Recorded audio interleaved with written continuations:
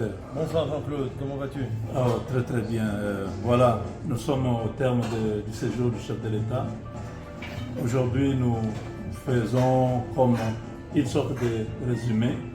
Qu'est-ce que les Congolais peuvent retenir de ce passage à l'ONU et dans cette capitale économique des États-Unis? Eh bien, cher Jean-Claude, comme tu as été là tout au long de cette mission du chef de l'État, tu as vu quand même que c'était une mission importante. D'abord parce que c'était la dernière mission du chef de l'État, Félix Tshisekedi, à New York, à l'Assemblée Générale de l'ONU, pour son premier mandat, ce mandat qui se termine en 2023. Il y a les élections qui arrivent le 20 décembre 2023. On espère tous, on travaille tous pour que le président soit réélu, qu'il ait un second mandat. Mais on voit que lors de cette dernière mission, le président justement a eu des rencontres importantes. Notamment, il a pu présenter le bilan de son action, l'action qu'il a menée à la tête du pays durant les 5 années de son mandat. Donc il a fait une sorte de bilan, de parcours. Voilà, donc le président ans. a pu faire un bilan de son parcours de 5 ans, puisqu'il a assisté à différentes conférences, différentes rencontres au sommet, notamment par exemple, il a participé à une conférence sur les ODD, les objectifs du développement durable. Vous savez que l'objectif c'est en 2030, on doit remplir un certain nombre d'achèvements, comme on dit, les ODD. Oui. Les ODD, notamment en ce qui concerne l'accès à l'éducation, l'accès aux soins de santé, l'accès à l'électricité, à l'énergie, l'accès par exemple à l'eau. Et bien dans tout ça, on a pu faire le bilan du travail du chef de l'État durant 5 ans et on a montré que le Congo, même si on n'a pas encore atteint les ODD, mais on a fait un progrès considérable.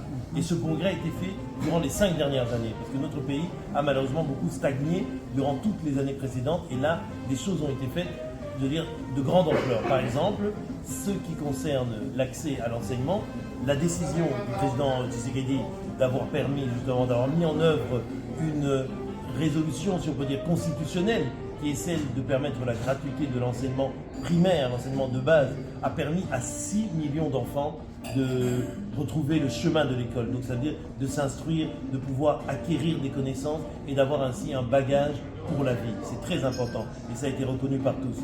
Récemment aussi, la mise en place de ce qu'on appelle la couverture santé universelle, qui a plusieurs volets, dont le premier volet justement, et c'est là-dessus que le président a insisté, c'est le volet de permettre la prise en charge, donc la gratuité des soins maternels, des accouchements et des soins pour le nouveau-né.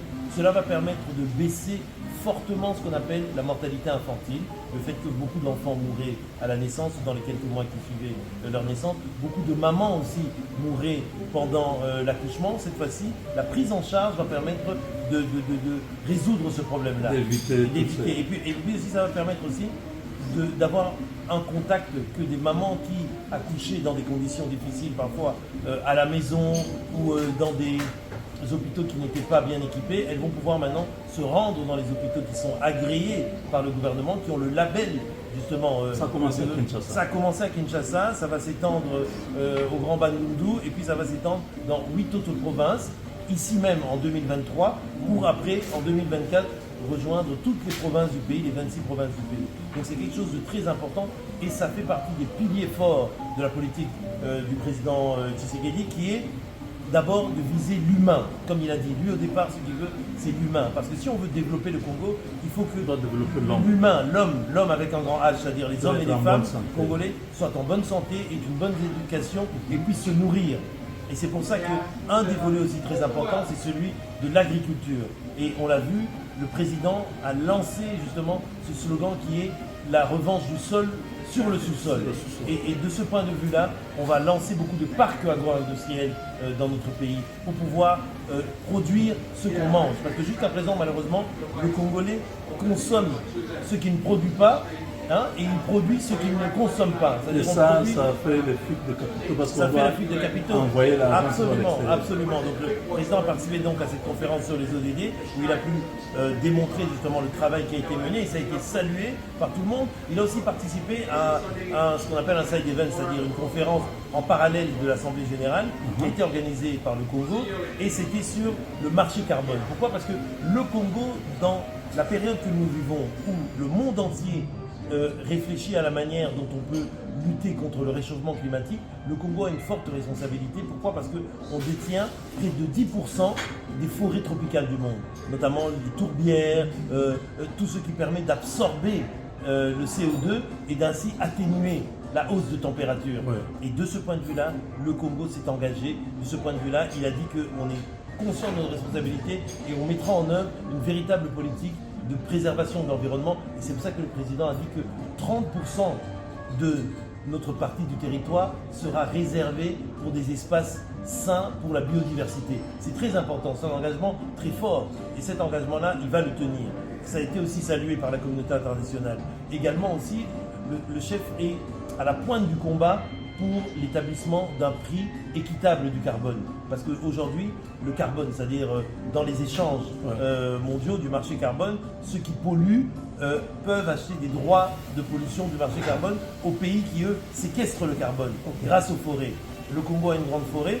Et bien de ce point de vue-là, on va mettre en place un système équitable du marché carbone pour que le Congo puisse justement bénéficier de cet effort qu'il fait de préserver les forêts, de pouvoir faire que nos populations qui vivent en milieu rural et qui vivent de la forêt, qui vivent dans la forêt, puissent justement utiliser la forêt de façon durable, c'est-à-dire ne pas faire par exemple de culture sur brûlis, utiliser d'autres moyens pour chauffer leurs plats, pour pouvoir se nourrir, tout en préservant la forêt, reboiser aussi. Il y a un grand projet par exemple, qui consiste à reboiser 1 milliard d'arbres au Congo, ça a été lancé en 2019 et ça continue et ça sont des projets intéressants. Donc pour l'instant nous sommes défavorisés sur ce marché du Absolument, nous sommes défavorisés, mais pas seulement le Congo, c'est-à-dire l'Afrique entière nous sommes défavorisés. Pourquoi? Parce que ce prix est fixé à l'extérieur, il n'est pas fixé par nous, c'est-à-dire qu'il nous est défavorable et l'idée c'est qu'on puisse fixer un prix juste qui est aussi entre 80 et 100 $ la tonne de carbone, ce qui nous permettra nous justement de pouvoir nous organiser et de recueillir cet argent non seulement pour pouvoir enrichir le pays, faire des investissements dans des projets sociaux, mais aussi surtout permettre, comme je dis, à nos populations rurales qui vivent près des forêts, qui vivent de la forêt, de pouvoir changer leur mode de fonctionnement et de préserver leurs habitudes de vie et préserver cette forêt. Voilà des engagements très forts. Le président a aussi participé. Absolument. Vous pensez que ces partenaires-là ont écouté la voix du Congo pour qu'il y ait un marché équitable? Absolument, ils ont écouté la voix du Congo pour qu'il y ait un marché équitable, parce qu'aujourd'hui, la voix du Congo, elle porte. La preuve, c'est que le président est invité dans tous ces grands cénacles internationaux. On a envie d'entendre sa voix, on a envie de savoir, mais que pense le Congo? Ce n'était pas le cas pendant des années. Quand les gens au Congo se posent la question, ils disent « Oui, mais le président voyage, il fait des missions à l'étranger, qu'est-ce que ça nous rapporte ?» Ça nous rapporte d'abord ceci, c'est la respectabilité, la crédibilité de la voix du Congo. Et aujourd'hui, ça permet que le Congo entre dans les enjeux internationaux. Aujourd'hui, on entend ce que dit le Congo. Tout le monde vient au Congo, tout le monde veut savoir, mais comment travailler avec le Congo? Tout le monde veut travailler avec nous parce qu'on est un pays qui aujourd'hui, un pays qui compte, un pays qui est fort. Notre diplomatie a repris justement, comme on dit, sa vigueur et sa crédibilité, et ça, on le doit au président Félix Tshisekedi. Alors, en dehors de ça, vous voulez parler d'une conférence à laquelle le président a participé durant sa mission ici à New York, c'était le GABI, c'est-à-dire le Global African Business Initiative, une initiative qui a été mise en place par la Commission économique pour l'Afrique, où justement on essaye à l'ONU justement, on essaye d'attirer les investisseurs en Afrique, mais de façon structurée, parce que souvent c'est chacun qui va, c'est-à-dire chaque pays essaye d'attirer les investisseurs. C'est bien que chaque pays le fasse à son niveau, mais il faut aussi qu'on le fasse de façon globale pour qu'on ait des projets structurants qui dépassent parfois les simples pays en tant qu'ils sont, et voilà, les limites nationales d'un pays, et qui peuvent aider l'Afrique à se développer. Et par exemple, le Congo s'est lancé dans le projet de la production de précurseurs de batteries pour les véhicules électriques. Les précurseurs. Voilà, et il l'a fait Wow. avec la Zambie, Ok. mais avec le concours aussi des États-Unis. Les États-Unis vont investir de l'argent et ils vont amener la technologie.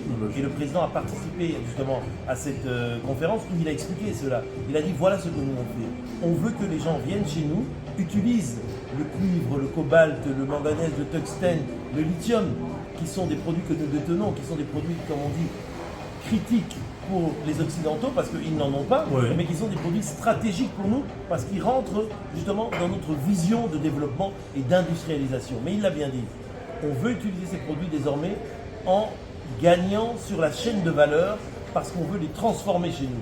On veut les transformer chez nous pour que quand on va les exporter, ils gagnent en valeur et qu'on puisse capter Donc la rien ne plus-value. sortira à l'état Rien brut. ne s'affrontera à l'état brut. C'est une décision qui rien ne s'affrontera à l'état brut.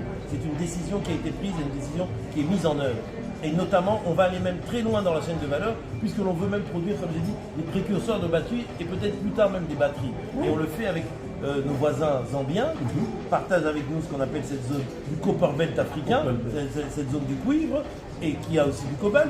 Et puis, on le fait aussi avec l'appui des États-Unis, qui investissent dedans et qui amènent la technologie, parce que eux, ici, aux États-Unis, ils consomment justement des voitures électriques et ils en ont fortement besoin. Ouais. Et ça, c'est très intéressant parce que, à la suite de cette conférence, le président a participé à une réunion de travail avec deux sociétés, Delphos et Buenasa, qui sont des sociétés qui ont un projet concret d'investissement au Congo pour créer une raffinerie de cuivre et de cobalt. Wow. Ce qui va permettre aujourd'hui que quand le Congo va pouvoir Non raffiner... mais ça mérite qu'on puisse acclamer. Effectivement, on peut Oh là s'acclamer. là. Parce que ça, c'est du concret. Les entreprises américaines. Les entreprises américaines, un gros investisseur américain va venir au Congo pour pouvoir créer une raffinerie de cuivre et de cobalt avec un partenaire congolais. Ça veut dire que le Congo sera partie prenante dans ce projet, ce qui est très intéressant. parce J'ai que ça va lu nous permettre- que c'est à 51%. Absolument Nous ça. serons là. Voilà, ça va nous permettre justement de pouvoir avancer. Et le président a pris une décision, justement, il a dit à ses investisseurs, venez au Congo, le Congo va financer en fonds propres les études de faisabilité pour que cela aille très vite. Parce que ça prend d'habitude entre 4 et 5 ans, mais il faut que d'abord les études de faisabilité soient établies et c'est le Congo qui va les financer.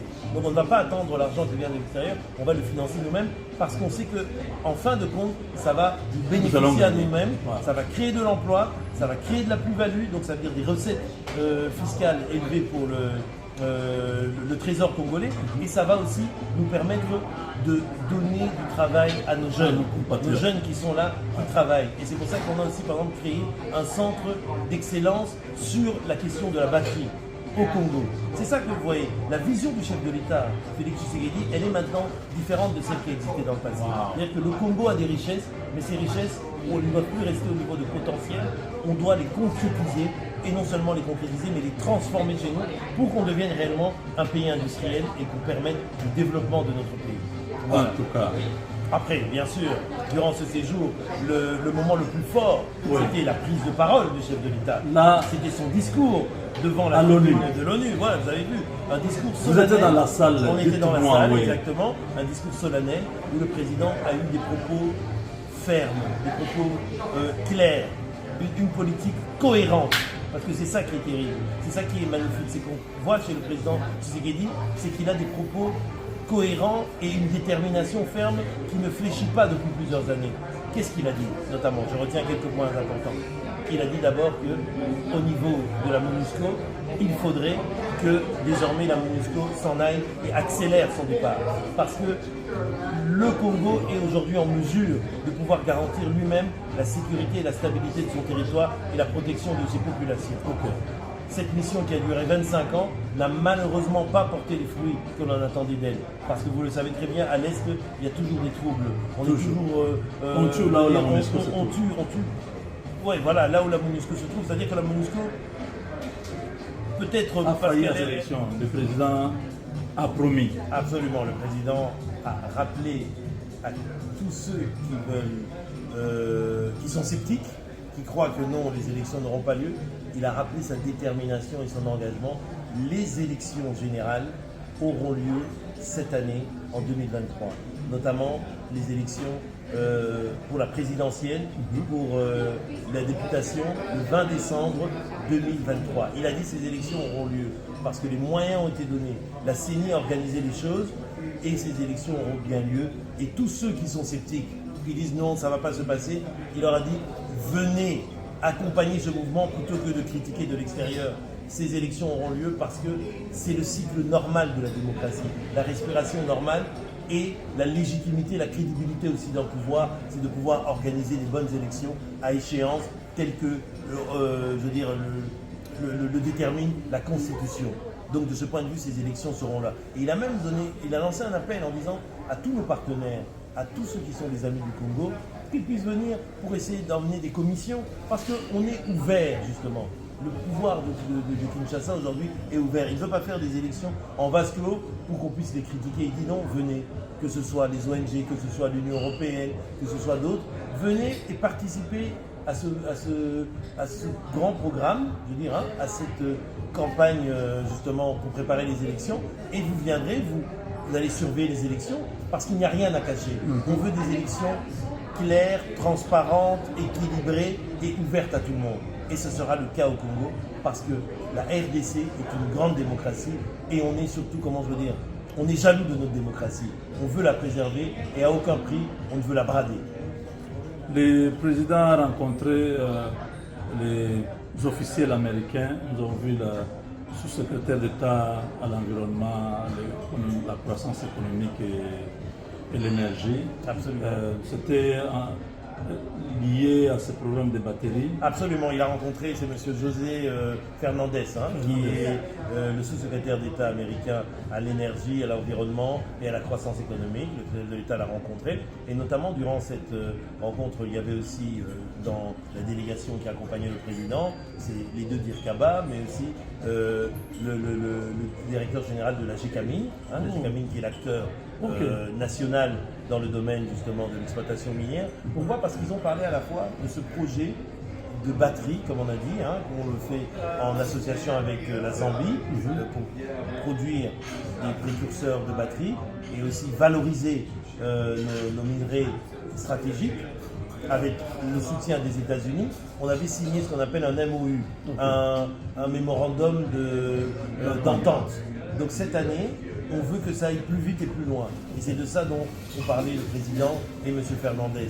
Mais par ailleurs aussi, il y avait aussi toute une discussion sur l'exploitation et l'approvisionnement dans des métaux précieux tels que le gallium, le palladium, le tungstène, le lithium, qui sont des métaux critiques qui rentrent dans la composition à la fois aux États-Unis pour des objets de la technologie, mais aussi militaires. Et les États-Unis en ont besoin, et il fallait qu'on parle avec le Congo pour savoir comment on va le faire, parce que nous on veut le faire de façon transparente.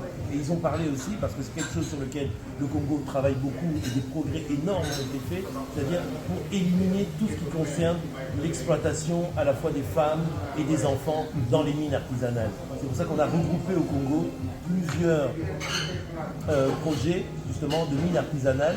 On les regroupe et on va les structurer, les organiser pour à la fois permettre à ces personnes d'avoir un revenu fixe, permettre à ces personnes d'avoir accès à des, à des services sociaux, écoles pour les enfants, soins de santé pour les parents et les enfants, et en même temps pouvoir avoir un prix juste des minerais qu'ils vont vendre en pouvant passer par une étape de transformation.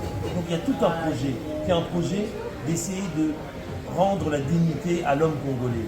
Et c'est ça dessus qu'on travaille et que le président Tshisekedi a désormais déjà des résultats probants que les gens peuvent voir. Il a parlé aussi plus globalement, là c'était lors de la conférence sur les ODD, de ce vaste programme, c'est l'occasion d'en parler, sur le développement à la base, au départ des 145 territoires. C'est quelque chose de très important. Et aujourd'hui, il y a plus de 2000 ouvrages, mon cher Jean-Claude, qui sont en train de sortir de terre. 2000 ouvrages. 2000 ouvrages. Dans la première phase, ce sont des écoles, des centres de santé, des centres administratifs dans les territoires congolais. C'est-à-dire à partir de la base, là où vivent les gens. On est en train de construire des écoles, on construit des centres de santé, on construit des bâtiments administratifs. Et si vous venez au Congo, je sais que vous allez venir prochainement dans votre pays, vous verrez ça. Tout le monde voit le travail qui est fait. Il y a des lieux là où il n'y avait jamais eu d'école construite depuis la colonisation. Il n'y avait jamais eu de centre de santé construit depuis la colonisation. Vous avez déjà cette base On a déjà cette base de données. On le voit dans toutes les provinces du pays. Dans chaque territoire, on en a répertorié 145. C'est la base administrative la plus je veux dire, la plus basse du pays. Et c'est là que va s'organiser la vie d'un État. Parce qu'un État, ça commence à la base. Et à partir de là, ça peut croître, ça peut monter jusqu'au sommet de l'État. C'est pour bien comprendre que le développement du Congo, ce n'est pas seulement à Kinshasa, ce n'est pas seulement à Lubumbashi, à Kisangani, à Goma, mais c'est dans les territoires pour permettre aussi une chose très importante, de fixer les populations et éviter ce qu'on appelle l'exode rural. C'est-à-dire que tout le monde aille à Kinshasa, tout le monde aille à Lubumbashi, ça augmente les populations de ces grandes villes et ça ne permet pas de les gérer.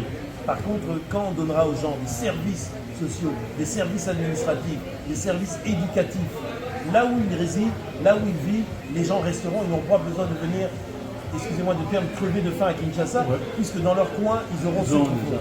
Et c'est ça la politique du chef de l'État. Et je voudrais ajouter une chose. Et je crois que c'est quelque chose qui a un caractère administratif, mais qui est fondamental. Parce que beaucoup de gens n'en sont pas rendus compte. Vous vous rappelez, le 30 juin dernier, le chef de l'État a inauguré le lancement de la première carte d'identité du Congo. C'est très important, cher Jean-Claude, parce que ce n'est pas normal qu'un pays ne puisse pas... Donc, je voulais dire, Jean-Claude, qu'il y a des projets qui ont été lancés par le chef de l'État durant justement ce premier mandat, pour lequel les gens n'ont pas peut-être compris. Donc, je disais qu'il y a un projet qui a été lancé par le chef de l'État durant son mandat, et dont les gens n'ont pas perçu toute la dimension fondamentale pour ce qui est de la consolidation d'un État. C'est ce qu'il a fait le 30 juin récemment. Donc le 30 juin 2023, on lui a remis le spécimen de la première carte d'identité congolaise. Ça fait plus de 35 ans qu'on n'avait plus de carte d'identité dans notre pays. Vous imaginez qu'un pays ne peut pas se développer s'il n'a pas commencé par identifier ses citoyens, par identifier sa population. Parce que la première chose qu'il faut faire, c'est savoir combien on est, combien il y a des femmes, combien il y a d'enfants, combien des choses, pour pouvoir planifier. Vous y vivez aux États-Unis, vous savez très bien ce que disent les anglophones. If you fail to plan, knowing that you are planning to fail. Ça veut dire que si tu échoues à planifier, sache que tu es en train de planifier ton échec. Et justement, on ne peut planifier que quand on a des données statistiques. Et ces données statistiques, elles viennent d'abord de l'identification de ces populations. Et c'est pour ça qu'on a mis en place ce système. Les Congolais auront, avant la fin de l'année, c'est un engagement en politique, avant la fin de l'année, ils auront tous une carte d'identité. Nous aurons tous une carte d'identité qui va nous identifier. Comme nous avons connu, nous, quand nous étions jeunes, à l'époque, la carte d'identité verte, là, sous Mobutu. Après, ça n'a plus existé. Maintenant, nous l'aurons. Comme ça, on pourra nous identifier. Et dedans, ça nous permettra aujourd'hui, avec la technologie, de pouvoir avoir toutes les données, comme ça se fait ici, aux États-Unis ou en Europe ou dans d'autres pays. Absolument. Et avec ça, ça va permettre au pouvoir public, au gouvernement, de planifier les choses et de prévoir.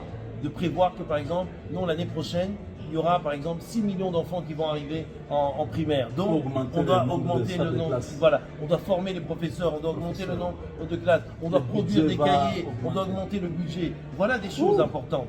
Et c'est des choses qui sont faites aujourd'hui par le président Tshisekedi. Récemment, il y a aussi quelque chose qui était très fort, et j'ai eu la chance d'y participer, c'était le premier le premier salon du génie congolais, où se sont retrouvés une trentaine, voire même une centaine, ils étaient plutôt une centaine, de génies congolais, c'est-à-dire des inventeurs congolais.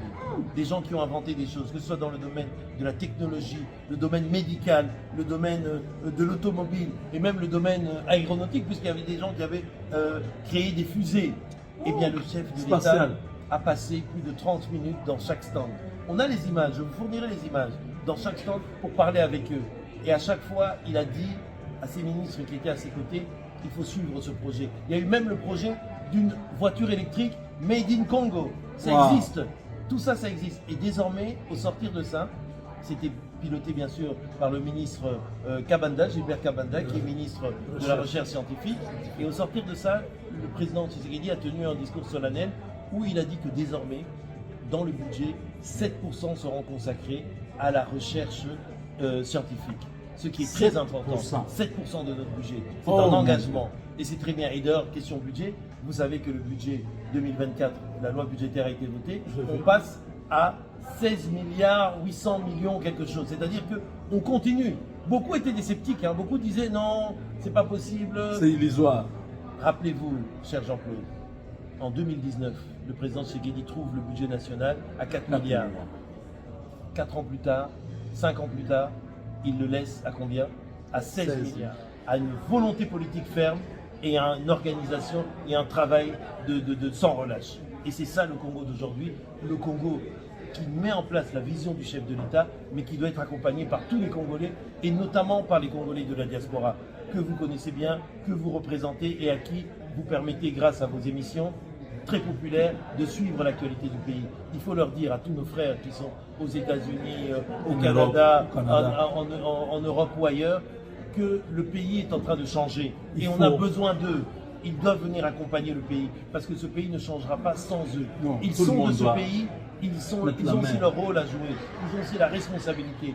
Le chef de l'État ne peut pas changer le pays lui-même. Lui, il donne l'impulsion, mais il a besoin d'une masse critique à côté de lui qui accompagne ce changement. Et ce changement, c'est vous, c'est nous, ce sont tous les Congolais qui sont prêts à faire changer ce pays pour qu'enfin le Congo ait la place qu'il mérite. Nous sommes un grand pays, Jean-Claude. Nous sommes un pays qui a une vocation de puissance. Quand vous regardez le Congo sur la map monde, vous voyez comment il est grand et il est entouré de 9 pays. Le Congo doit être le centre névralgique du développement de l'Afrique centrale et au-delà, peut-être de tout le continent africain. Pour terminer, le président a été avec le Premier ministre israélien. Exactement, Benjamin Et il a Netanyahu. vu le président du Burundi, de l'Angola et tout ça. Alors, qu'est-ce que nous pouvons savoir un peu de cette relation d'Israël quand nous savons que Mobutu avait dit qu'entre un ami et un frère, le choix est clair. Et depuis ce temps-là, nous avons perdu les relations avec Israël, mais aujourd'hui, Félix Tshisekedi, déjà en 2019, il était à Washington, où il a été Absolument. donné un speech. Absolument. Et Et après, en 2021, il est parti en Israël. Absolument. Et le Absolument. Premier ministre les voit ici. Absolument, ils se sont vus. C'est-à-dire qu'il y a eu des relations avec Israël depuis de longue date, mais c'était des relations, comment je pourrais dire, très particulières. Par exemple, Mobutu à l'époque, c'était dans le domaine de la sécurité, les Israéliens formaient la fameuse DSP. Du temps du président Kabila, c'était plutôt dans le domaine des affaires, et c'était pas toujours avec le gouvernement israélien, mais plutôt avec des individus qui eux-mêmes ne représentaient qu'eux-mêmes. En revanche, depuis que le président Tshisekedi a pris le pouvoir, il a renoué des relations d'État-État, des relations de partenariat d'égal à égal. Et il a fait le voyage en Israël, comme vous dites. Pourquoi? Parce qu'il sait qu'Israël est un pays qui a une technologie de pointe, est un pays qui a fait des miracles au niveau, par exemple, de l'agriculture, faire pousser les tomates dans le désert.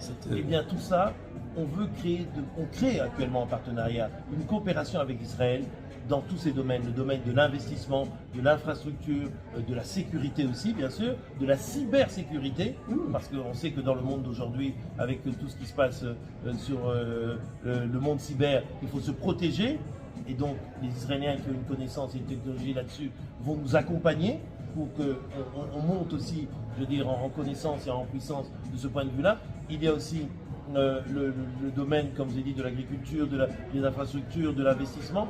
Et pour pouvoir concrétiser tout ça, Israël s'est engagé, le Premier ministre Benjamin Netanyahu s'est engagé à ouvrir une ambassade d'Israël en République démocratique du Congo. Président, j'attends Tout avant tout. Le Congo compte sur vous. Vous faites la fierté du Congo. Béton.